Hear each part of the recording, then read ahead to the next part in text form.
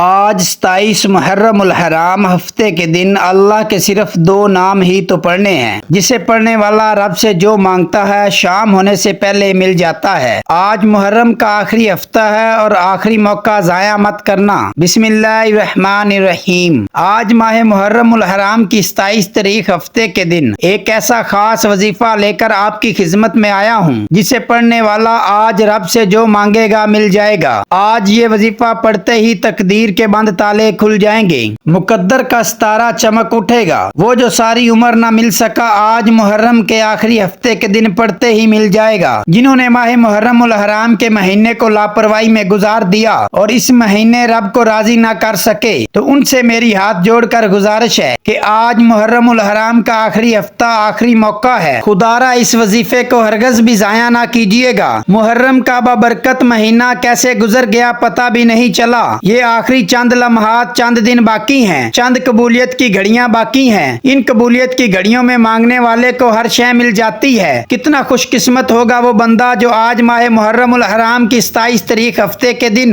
یہ وظیفہ پڑھے گا۔ یہ وظیفہ اتنا طاقتور ہے کہ آج اسے پڑھ کر جو مانگو گے مل جائے گا۔ اب اس کی وجہ کیا ہے؟ کیونکہ یہ مہینہ سال کا پہلا مہینہ ہے، یہ اللہ کا مہینہ ہے، اس سے حرمت والا مہینہ کہا جاتا ہے۔ اس مہینے میں اہل بیت کی شہادتیں موجود ہیں۔ آج ماہ محرم الحرام کی 27 تاریخ ہفتے کے دن جس گھر میں یہ وظیفہ پڑھ لیا جائے گا اس گھر سے تنگ دستی کا خاتمہ ہو جائے گا۔ اس گھر کے تمام افراد اپنے اپنے مقصد میں کامیاب ہو جائیں گے۔ اس گھر میں موجود بچیوں کے بہترین رشتے ہو جائیں گے۔ بے روزگاروں کو روزگار مل جائے گا، بے اولادوں کو نرینہ اولاد مل جائے گی، کاروبار کی ترقی، خوشحالی، کامیابی یقینی ہو جائے گی۔ آج محرم کی 27 تاریخ ہفتے کے دن یہ وظیفہ پڑھنے سے آپ کے تمام مسائل کا خاتمہ ہو جائے گا۔ یہ قبولیت کی گھڑیاں ہیں۔ ہفتے کے دن اس وظیفے کو بتائے گئے طریقے سے پڑھ لینا۔ یہ وظیفہ پڑھنے والا کبھی کسی کا محتاج نہیں رہتا۔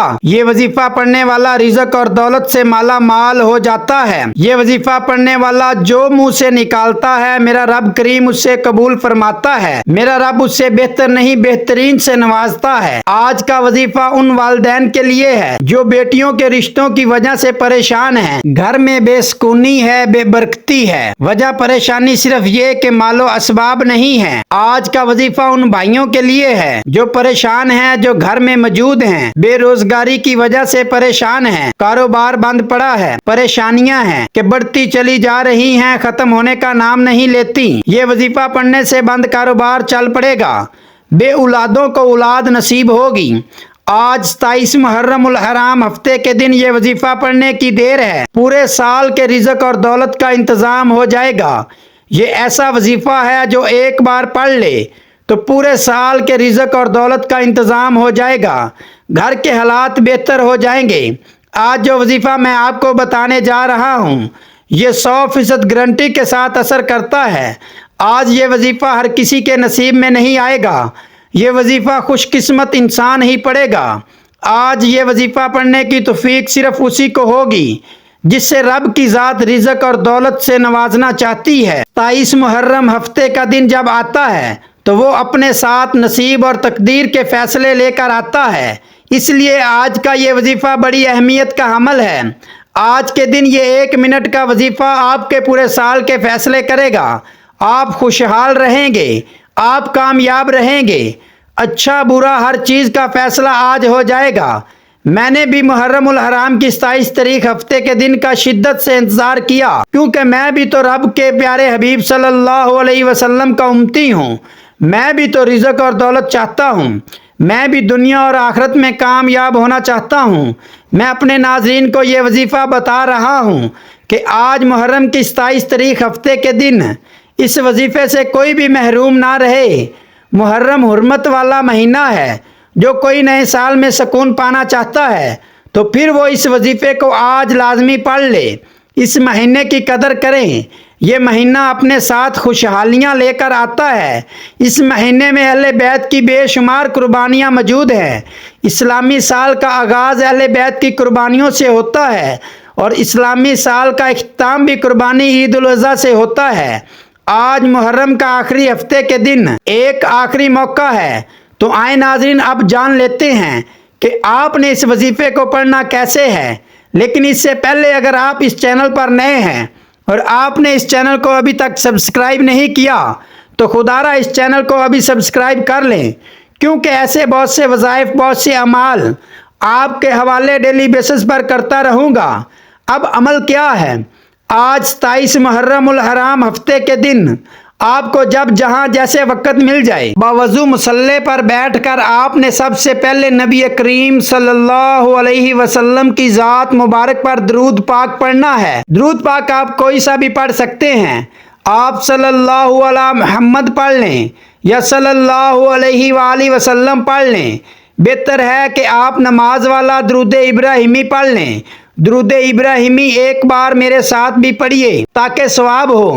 اللہم صلی علی محمد وعلی آل محمد کما صلیت علی ابراہیم وعلی آل ابراہیم انکا حمید مجید۔ اللہم بارک علی محمد وعلی آل محمد کما بارکت علی ابراہیم وعلی آل ابراہیم انکا حمید مجید۔ ایک بار درود پاک پڑھنے کے بعد آپ نے سب سے پہلے اپنے مقصد کی نیت کرنی ہے۔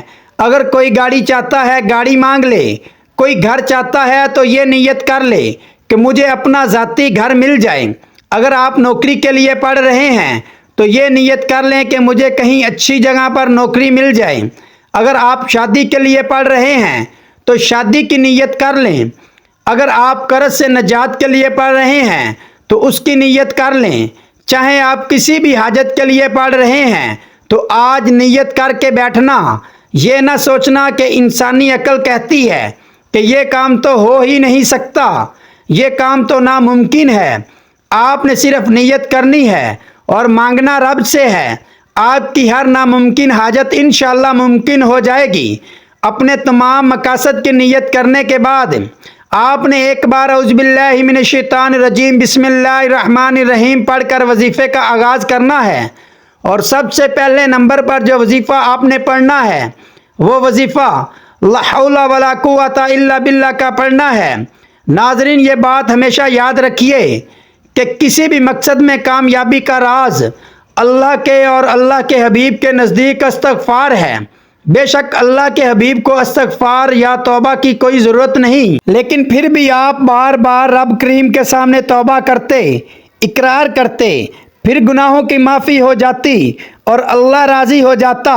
صحابہ کرام بھی یہی کرتے۔ اہل پیغمبر رسولوں نے بار بار توبہ کا ذکر کیا۔ اس لیے کہتے ہیں کہ کسی بھی کامیابی کا راز توبہ سے شروع ہو کر توبہ پر ختم ہوتا ہے۔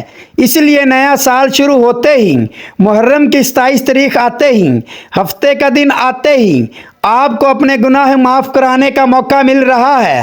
آج موقع ہے، رب کو منا لیں، رب کو راضی کر لیں۔ جب آپ آج لا حول ولا قوت الا باللہ پڑھ کر رب کریم کو راضی کر لیں گے، رب کو منا لیں گے، تو پھر آپ رب کریم سے نیا سال شروع ہوتے ہی جو بھی مانگیں گے میرا رب آپ کے پورے سال کے رزق اور دولت کا انتظام کر دے گا۔